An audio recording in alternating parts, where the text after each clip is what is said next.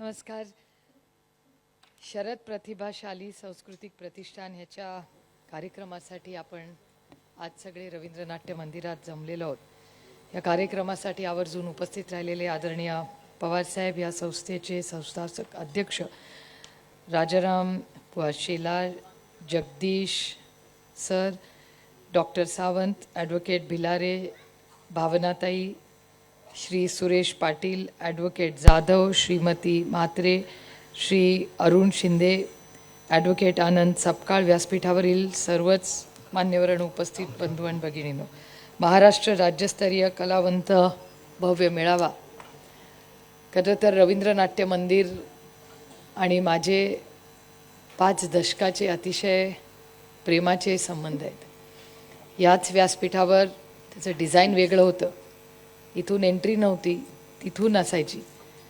आणि ह्याच रवींद्र नाट्य मंदिरमध्ये महाराष्ट्राच्या लोककला असतील, महाराष्ट्राची मराठीतली अप्रतिम नाटकं असतील, घाशीराम कोतवाल असेल, ती फुलराणी असेल, अशी अप्रतिम कलाकारांना मला ह्याच रवींद्र नाट्य मंदिरमध्ये बघण्याची आणि तो अनुभव घेण्याची खूप मोठी संधी या वास्तूने दिलेली. आणि ह्याच वास्तूमध्ये आज एक अतिशय अप्रतिम लोककलेचा कार्यक्रम होतोय. लोककला म्हणजे ही आपली संस्कृती असते, ही आपली ओळख असते.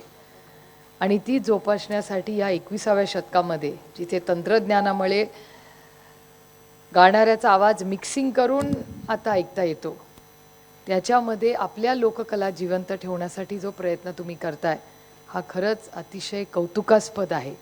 कारण तंत्रज्ञानाच्या काळात आपली ही लोककला कुठेतरी हरवून जाऊ नये आणि त्याची नोंद घेऊन अनेक माध्यमं तर कार्यक्रम घेतातच, पण त्याचबरोबर गाववाडी वस्तीपर्यंत जाऊन प्रत्येक तालुक्यामध्ये जाऊन तुम्ही आज जो उपक्रम करताय तो खूप खूप कौतुकास्पद आहे.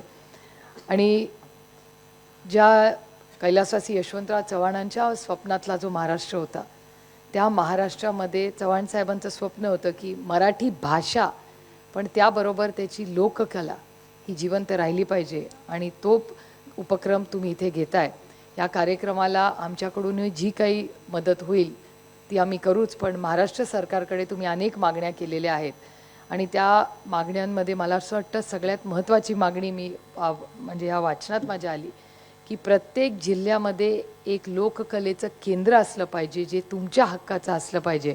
आणि ज्या मानधनाचा उल्लेख तुम्ही सगळा केला, त्या सगळ्या अनेक अशा मागण्या आहेत. आणि आपल्या शाळांमध्येही आपल्याला शिकवता येईल का, त्याच्यासाठी एक वेगळा शिक्षक असावा. कारण मध्ये भाषांमध्ये मला आज खरं अडकायचं नाही, हे व्यासपीठ नाही, पण तिसरी भाषा जी शिकायची जेव्हा आला तेव्हा पहिला निर्णय जेव्हा महाराष्ट्र सरकारने झाला आणि चर्चा झाली त्याच्यावर आणि अनेक मतभेदही त्याच्याबद्दल झाले, तेव्हा असा निर्णय घेतला जर तिसरी भाषा या सगळ्या शाळांमध्ये लवकर कंपल्सरी झाली तर पहिला शिक्षक कुठला कमी होईल, तर तो डान्स टीचर कमी होईल आणि त्याच्याबरोबर खेळातला शिक्षक कमी होईल आणि त्याला भाषेमध्ये टाकलं जाईल.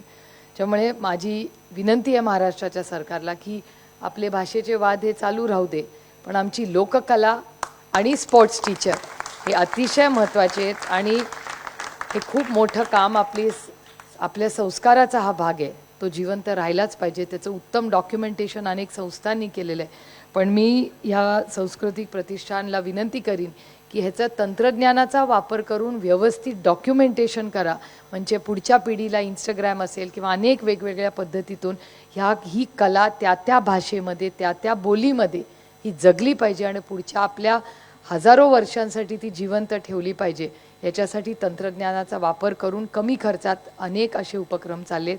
त्या उपक्रमाचा आपण जर ह्याच्यात सगळ्या जिल्ह्यांमध्ये जाऊन त्याची नोंद घेतली तर खूप मोठं काम या प्रतिष्ठानच्या माध्यमातून होईल.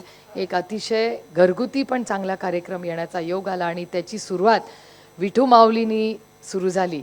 त्या सगळ्यांचं मी मनापासून कौतुक करते, कारण माऊलीचं दर्शन हे आज अनायसे आपल्या सगळ्यांचं झालं. आणि माझं भाग्य की मी ज्या भागाची लोकप्रतिनिधी आहे त्या भागामधून दोन्ही पालख्या जातात.